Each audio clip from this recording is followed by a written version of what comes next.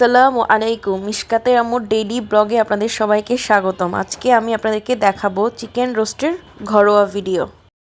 এই জন্য আমি প্রায় 5 পিস চিকেন নিয়েছি। চিকেনগুলোকে কেটে নিচ্ছি। চিকেনগুলো থেকে আমি একটা চিকেন থেকে 4 পিস করে নিয়েছি।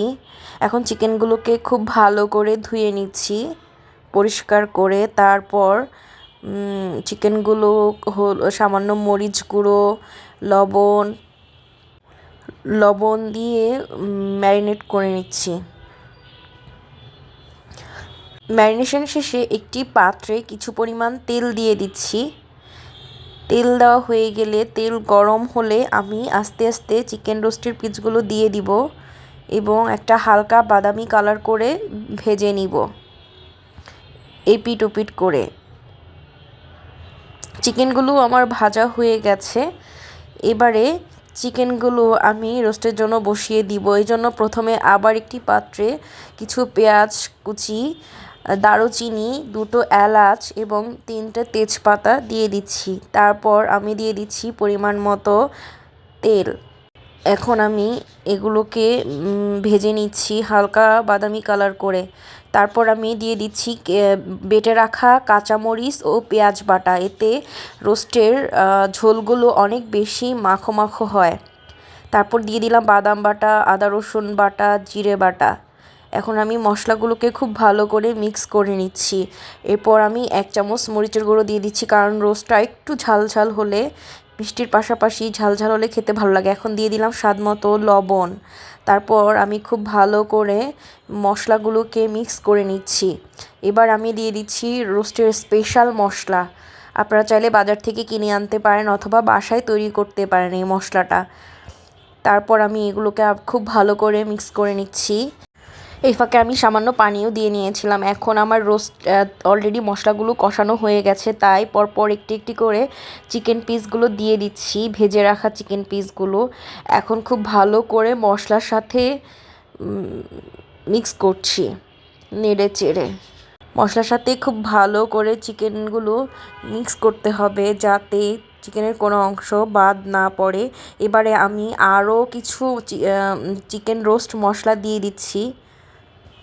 তারপর আবার খুব ভালো করে নেড়ে চেড়ে চিকেনের সাথে মশলাগুলোকে ম্যারিনেট করে মিক্স করে নিচ্ছি।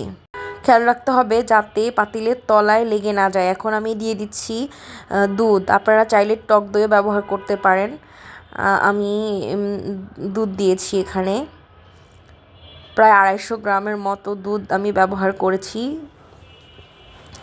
তারপর আবার মিক্স করে নিচ্ছি চিকেনগুলোকে। আপনারা চাইলে একটু একটু করে দুধ দিতে পারেন, লিকুইড দুধ, অথবা গুঁড়ো দুধও ব্যবহার করতে পারেন যদি লিকুইড দুধ না থাকে। পানি দিয়ে গুলিয়ে সেই সাথে লেবু দিয়ে গুলিয়ে আপনারা টক দই হিসাবে ব্যবহার করতে পারেন। এবার আমি দিয়ে দিচ্ছি চিনি।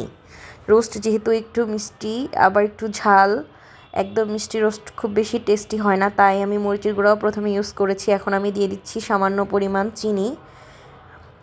তারপর ভালো করে কষিয়ে নিচ্ছি এবং খুবই অল্প পরিমাণে ঝোল দিয়ে দিয়েছিলাম। এখন খুব ভালো করে নেড়ে চেড়ে নিচ্ছি। আমি আরও একটু পানি দিয়ে দিয়েছি ঝোল হিসেবে। আমি প্রথমে খুব কম দিয়েছিলাম, তাই আর একটু পরিমাণে দিয়ে দিয়েছি। আমি ঝোলটা মাখো মাখো রাখবো। এখন আমি দিয়ে দিয়েছি আস্ত 3-4টে কাঁচামরিচ, যদি কারো ঝাল কম মনে হয় তারা খেতে পারবে। তারপর আমি চুলার আঁচ মিডিয়াম রেখেছি। এখন আবার খুব সুন্দর করে নেড়ে চেড়ে নিচ্ছি। আমার রোস্ট প্রায় হয়ে এসেছে।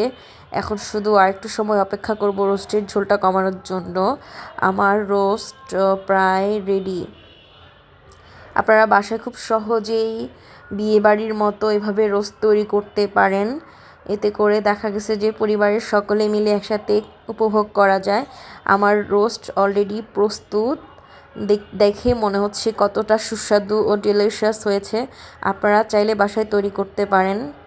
খুব বেশি ঝামেলা হয়নি, রোস্টটা তৈরি করতে সময়ও লাগেনি। খুব কম সহজে ঘরে থাকা উপকরণ দিয়ে আমরা রোস্ট তৈরি করতে পারি এবং পরিবারের সবাই মিলে উপভোগ করতে পারি। ধন্যবাদ আমার ভিডিওটি দেখার জন্য। ভিডিওটি ভালো লাগলে লাইক কমেন্ট করুন।